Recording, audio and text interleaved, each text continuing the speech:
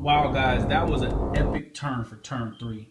You can see where the Berserkers here really got butchered by the Sons of Ultramar. They had used their Ultramarine tactics of being able to shoot when they missed, and it clearly came on display. They nearly wiped out this entire Berserker unit.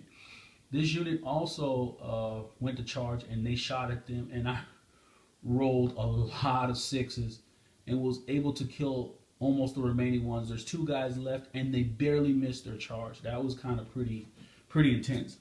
Over here, you will see that there's also a couple of Marines with the Mark of Nurgle who fail, but instead of charging, they just went in and just began to light up this unit. And miraculously, they made all of their saves, so that was pretty good for the Sons of Ultramar this time. Here, they had supporting fire from the units here, as well as here. And these guys made a quote-unquote tactical retreat and try to preserve their unit.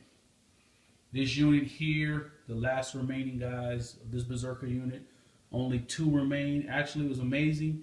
Both the plasma pistol and the melter was able to hit. They killed off these 2 guys.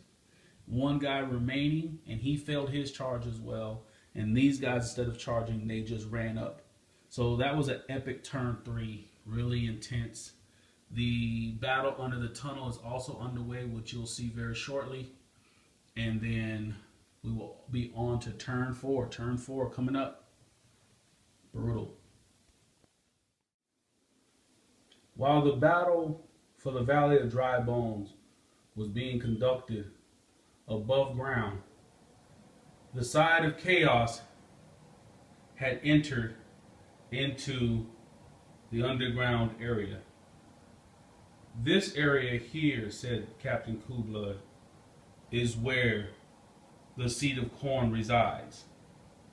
But the only way we can gain access to it is by the spilling of blood. While Captain Coolblood was explaining it to everyone in his party how the proceedings would begin, in entered the loyalist side. And the loyalist side was amazed at how the setup was. They saw a ring of skulls, and they saw the great crystal skull that lied in the middle. And next to it was indeed the seat of power, which it belonged to Khorne. So while they were trying to wonder what was going on, Coolblood calmly explained to all that was there, this is a temple area dedicated to my Lord Khorne. In order to gain access to the seat of power, you must earn it by trial of combat. 1 person enters into the circle of skulls. 2 may enter, only 1 will leave. Since there are 5 of us on each side, each of us will compete with each other in single combat. The majority side will gain access to the seat of power. You cannot use special weapons. You cannot use your guns because they will not work here. Only power swords may be used, and power claws, power fists may be used. But since none of us have those and all we have is power weapons, then that will be the use. Your skills must be tested. You cannot use trickery in order to gain the favor of Khorne this day. Only skill of power, and your skills in your hand-to-hand combat will prevail. So which of you cowards would like to join us in single combat? But know this, blood must be shed in order to gain access. Decide now who will compete for the seat of power. Captain Maravis knew that there was indeed an issue. He talked to his fellow companions and realized that there was really no way out of this situation. On the chaos side, Calmore stepped forward and said, "Who challenges me in this duel?" Cato, realizing that this was at least close to his skill set, said, "I, my lord," talking to his Captain Maravis, I will take the place. And it had been agreed when they both walked into the circle of skulls. It was sealed off. None could enter, only those two, and they paced each other, preparing for combat. The two sergeants met in the center of the ring and battled for a while, each tying each other, wounding each other, causing blood to spill.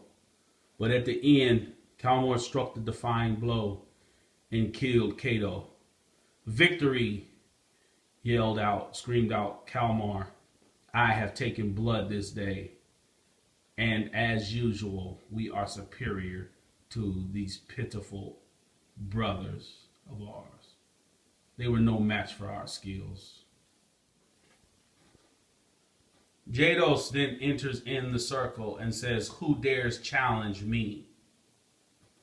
Ramil steps forward, realizing the one he faces was of the fallen. And there is well known that there is total hatred amongst those two. Come meet me, brother, yelled out Jados. And Ramil says, you are no brother of mine. Shut up and let's fight. Ramil goes forward and, due to his higher initiative, swings in and brutally kills one of the fallen before the member of the fallen can even get his sword up. Victory, yells out Ramil. At least some of the dark past has been atoned by me slaying one of these traitors. He then proceeds to leave the circle. Commissar Whitner knows that he must face this enemy. He calmly steps into the circle to face one of the most dreaded of all that he's ever seen. An actual plague marine. Grav looks at him and snarls and says, I will take your heart and use it to dine on this day.